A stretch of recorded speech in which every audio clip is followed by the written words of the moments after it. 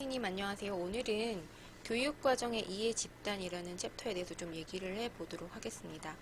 어떻게 보면은 교실 밖에 있는 사람들이 교실 안에 있는 교사와 또 학생들에게 어떤 영향을 미칠 수 있는지에 대한 얘기가 이 장에서 좀 많이 이루어지고 있습니다.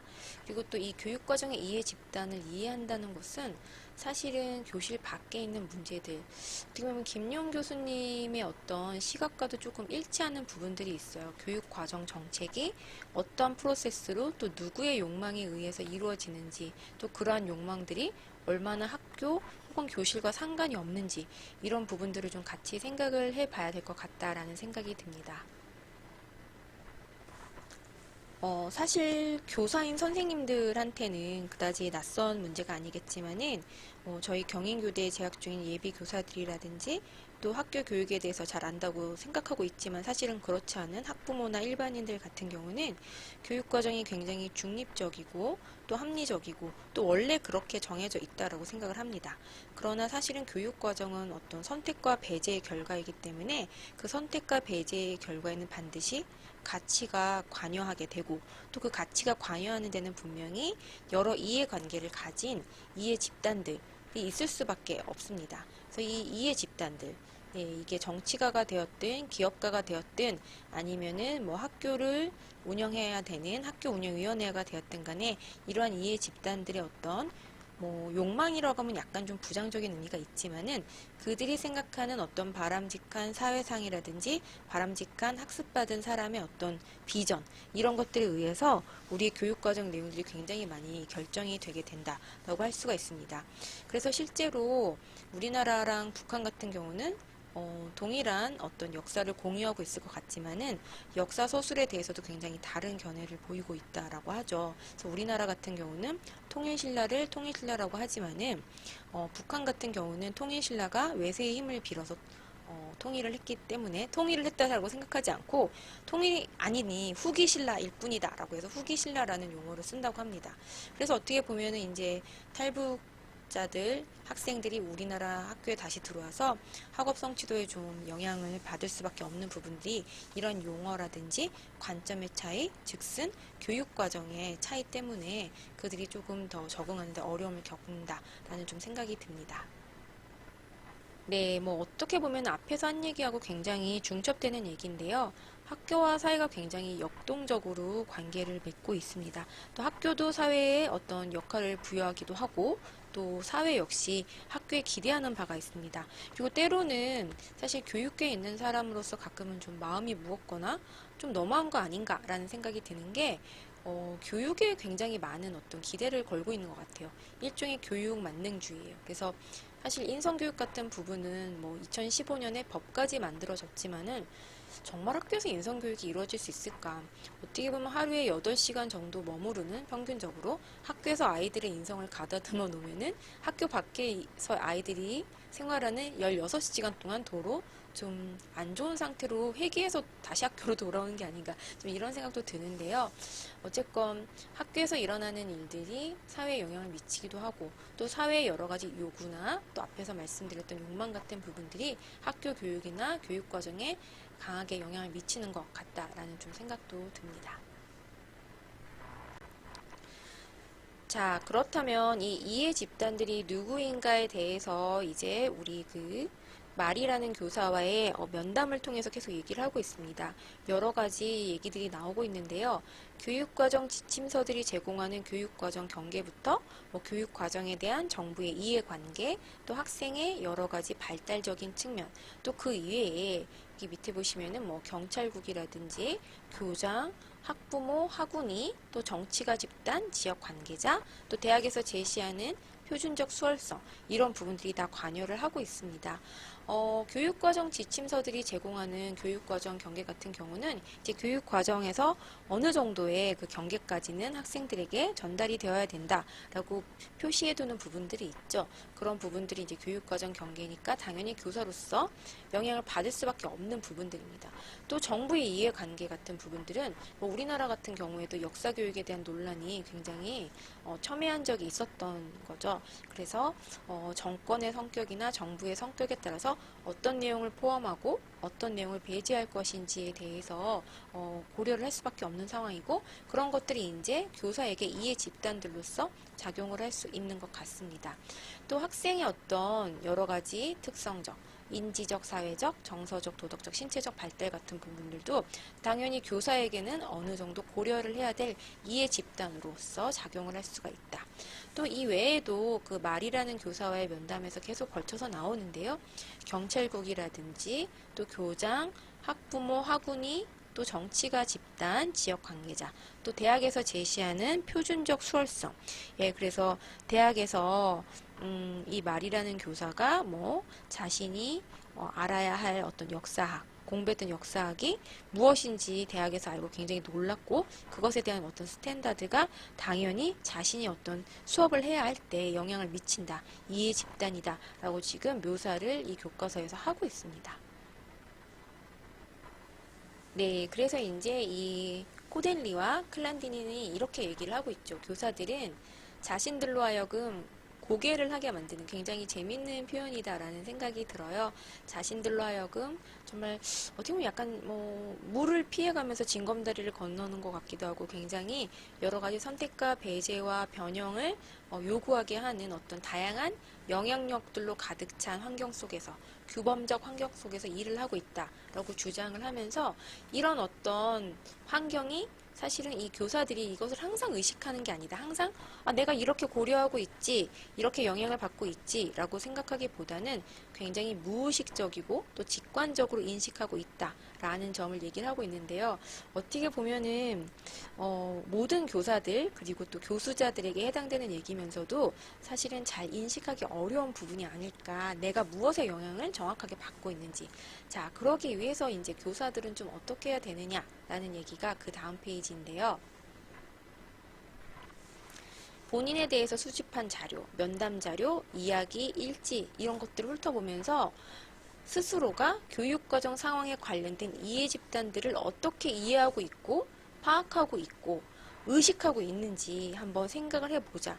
사실 이러한 부분들이 자신의 수업, 자신이 개발하고 있는, 유지하고 있는 어떤 교육과정에 대한 굉장히 메타적인 관점을 제공할 수 있겠다라는 좀 생각이 듭니다. 그래서 저도 한 명의 교수자로서 사실은 내가 지금 누구의 영향을 받고 있고 무엇의 영향을 받고 있는지에 대해서 좀 생각을 해보자면은, 사실은 저는 요즘은 특히나 교대와 사대 교육과정에 대한 비판적인 어떤 논문이나 학계나 현장의 의견이 많기 때문에 그 부분에 대해서 계속 좀 고민을 하고 있는 것 같아요, 제가. 근데 사실은 고민을 한다고 해서 솔루션이 짠 하고 나타나면은 참 좋겠지만 실제로는 좀 그렇지 않기 때문에 그런 부분들에 대한 고민이 지금 계속 이어지고 있다라는 생각이 좀 듭니다. 네, 그렇다면은 이러한 교육과정을 둘러싼 이해 집단들을 이해하기 위한 질문들에 대해서 지금 이 코넬리와 클랜드닌이 잘 제시를 좀 하고 있습니다. 첫 번째, 교육과정 상황의 목적은 무엇인지, 예, 이런 부분들. 또 만약에 이런 이해 집단들의 그룹이 있다면은 그 그룹을 구성하고 있는 자들이 누구인지, 또 학생과 함께 교육과정을 계획하고 있다면은 이 학생을 포함시키는 것을 잊지 말아라. 우리가 이번 주에 같이 읽을 그 이상은 교수님의 논문에서도 학생이 고려되지 않고 있다라는 얘기를 하고 있습니다.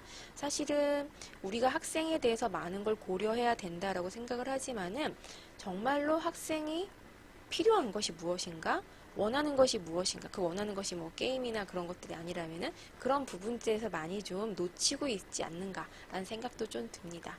그리고 누가 그 프로젝트를 제안했는가? 누가 그 교육과정을 개발했고, 누가 선택하고, 누가 배제했는가? 그리고 그 그룹은 대체 어떠한 어떤 멤버십, 어떠한 목적을 가지고 모였고, 또 무엇을 관철하고자 하는가, 이런 부분들에 대해서 좀 생각을 해보면 좋을 것 같습니다. 그래서 약간은 이 수업 계획을 교육과정 이해관계로 좀 간주를 할 때 우리가 우리의 수업과 어떤 교육과정과 교실을 어떻게 이해하고 있는지에 대한 어떤 메타적 관점, 앞 페이지에서도 얘기했듯이 메타적 관점인 새로운 통찰력을 얻을 수 있을 것이다 라고 좀 얘기를 하고 있습니다.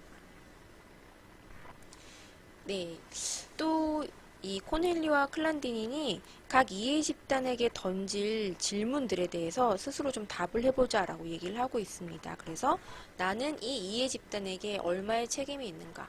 교사들이 정치가에게 책임이 있지는 않겠지만은 뭐 같은 교사 집단이라든지 아니면 뭐 학교 운영위원회라든지 이런 굉장히 학교나 교실 주변에서 가까이 있는 어떤 그 레이어들의 영향과 그다음에 또 책임을 동시에 좀 고려를 해봐야 되지 않을까라는 생각이 좀 듭니다. 그리고 이 이해 집단이 내 결정에 의해 얼마나 영향을 받을 것인가. 사실은 학생이 가장 영향을 좀 많이 받을 것 같다라는 좀 생각은 듣죠. 그리고 세 번째, 이 이해 집단을 무시하면 어느 정도의 위험이 따를까?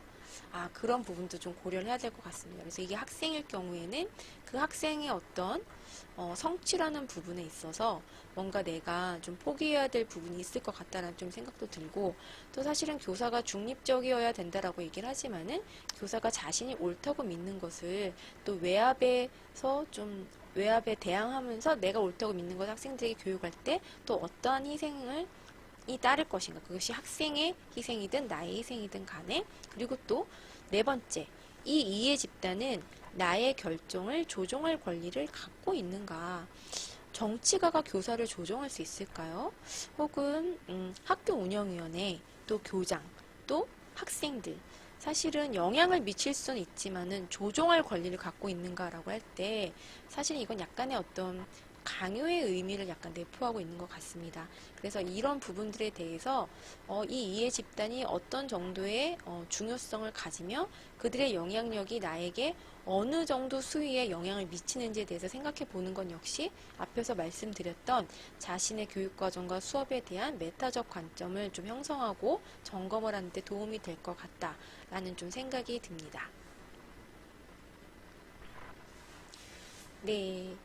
이 각 이해 집단의 주장을 분석하기 위해서 이제 이 교과서의 7장에 나와 있는 교육과정의 공통 요소, 아주 심플하죠. 교과 내용, 학습자, 교사, 환경이라는 어떤 공통 구성 요소를 어떤 기본 프레임으로 해서 다음과 같은 질문을 던져봐라라고 얘기를 하고 있어요. 그래서 교과서 187페이지에서는 1번부터 4번까지, 5번까지 나와 있습니다. 그리고 이제 6번 같은 경우는 이제 어떻게 보면 한 가지 더 덧붙이는 질문으로서 붙이고 있는데요. 이해 집단은 교사의 역할을 무엇으로 보고 있는지, 또 이해 집단이 학생들에 대해 어떤 관점을 가지고 있는지, 또 이 교과의 어떤 특성들을 강조하는지, 또 그러한 상황에서 학습을 위한 적절한 환경은 무엇인지, 그리고 또 무엇보다도 사실은 우리가 좀 쉽게 놓치기 쉽고 가장 중요함에도 불구하고 잊어버리기 쉬운 이런 부분들이 좀 있습니다. 그래서 이 이해 집단의 사회나 교육받은 사람의 목적이 무엇이라고 생각하는지, 이런 부분들에 대해서 좀 생각을 해볼 필요가 있는데, 사실은 우리가 교실 안에서 혹은 학습자를 대하는 어떤 교수자로서 이런 부분들에 대해서 좀 많이 생각해 보기는 좀 어려울 것 같다라는 좀 생각이 듭니다. 네, 그래서 이번 주는 이상은 교수님이 쓰신 이 재미있는 논문을 한번 읽어보도록 하겠습니다. 제목이 교과교육과정 개발을 둘러싼 갈등구조와 봉합과정 2009 과학과 사례를 중심으로라고 하고 있는데요. 이 부분이 이제 어떻게 보면 이상은 교수님께서 쓰신 그 박사학위 논문을 요약한 논문이기도 합니다. 그래서 굉장히 어떻게 보면 약간은 교육과정 전공에서는 이런 논문이 잘 나오진 않는 편인데, 이 논문을 좀 이런 방식으로 쓰셔서도 처음에 2014년에 이 논문을 학교에서 발표하시는 걸 보고 굉장히 좀 약간 교육과정 정치학 같은 느낌도 조금 들었고요. 뭔가 교육과정계 안에서 좀 나오기 힘든 논문이 나왔다라는 좀 굉장히 신선한 느낌을 받았던 기억이 납니다. 그래서 이제 이 논문을 보시면은 이 안에 이렇게 이 교육과정, 교과교육과정을 만드는 어떻게 보면 약간 학교 밖에서 이루어지지만은 결코 학교와 무관할 수 없는 움직임들이 있습니다. 그래서 이 주체들, 이해 집단이 단일하지 않고 또 복수로 존재하며 이 주체들 사이에 욕망의 차이가 존재한다. 라는 얘기를 하고 있습니다. 그래서 지금 제가 앞부분에서 좀 욕망이란 단어를 많이 썼던 게 이 논문과의 관계를 계속 생각하다 보니까 그 용어를 좀 많이 쓰지 않았나라는 좀 생각도 좀 들어요. 그래서 이 관계들이 어떻게 팔러틱스를 형성해 나가는지, 또 그 사람들이 학교 교육에 대해서 어떻게 인식하는지, 이런 부분들이 여기에 이제 골고루 나와 있음을 알 수가 있습니다. 그래서 여기에 보시면은 이 수직적 구도에서 저 위라고 말해지는 근데 그 위에 어떤 실체가 없다든지, 이런 부분들이 이 논문에 좀 나와 있습니다. 그래서 사회적 요구라든지, 또 교과 전문가들의 견해라든지, 이런 부분들에 대해서 좀 얘기를 하면서 오늘 우리가 그 클란디닌과 코넬리의 이야기와 좀 접목을 해서 생각을 해봤으면 좋겠다라는 생각이 듭니다. 네. 오늘은 그 이상흠 교수님의 논문을 보고 과제가 아닌 생각해볼 문제만 좀 드리도록 하겠습니다. 그 이상한 교수님이 쓰신 논문에서는 과학교과 교육과정 개발을 둘러싼 다양한 이해 집단들이 등장을 하죠. 그래서 이 이해 집단들의 주장이 코넬리와 클랜디닌이 제시한 이해 집단의 주장을 분석하기 위한 질문에 대해서 어떻게 답을 할 수 있을 것인가 한번 생각을 해보시기 바랍니다. 다양한 이해 집단 중에 한두 개 집단을 선택해서 생각해 보셔도 좋고요. 아니면 모든 집단에 대한 입장을 한번 생각을 해 보셔도 좋을 것 같아요. 그리고 또 이 클란디닌과 코넬리의 질문에 대해서도 모든 질문에 하나하나 대답을 하는 방식도 있고, 혹은 전반적인 이들의 입장, 집단들의 입장을 정리해 봐도 좋을 것 같습니다. 네, 그리고 이제 이 부분이 진짜 과제라고 할 수 있는데요. 지난 수업에서 이제 선생님들께 코멘트를 좀 드렸죠. 그래서 선생님들이 각자 좀 해오셔야 될 부분들이 조금씩 다르긴 합니다. 그런데 그 코멘트를 바탕으로 각자의 연구 계획서 혹은 연구 논문을 작성한 후에 제출을 해 주시고요. 다음 주 수업은 일단 선생님들도 다른 두 분, 본인이 쓴 연구 계획서나 연구 논문을 제한 두 분의 논문을 좀 읽어보셔야 돼요. 그런 다음에 서로에 대해서 좀 코멘트를 주시고, 또 제가 또 코멘트를 더 덧붙여서 드리는 방식으로 좀 진행을 하겠습니다. 수업 전에 세 분의 과제를 공유해 드린 다음에 약 40분에서 1시간 정도 서로 좀 속도를 맞춰보면서 각자 두 편의 연구 계획서를 검토한 후에 토론을 진행하도록 하겠습니다. 자, 오늘 수업은 여기에서 마치도록 하고요. 다음 주 실시간 수업에서 뵙도록 하겠습니다. 수고하셨습니다.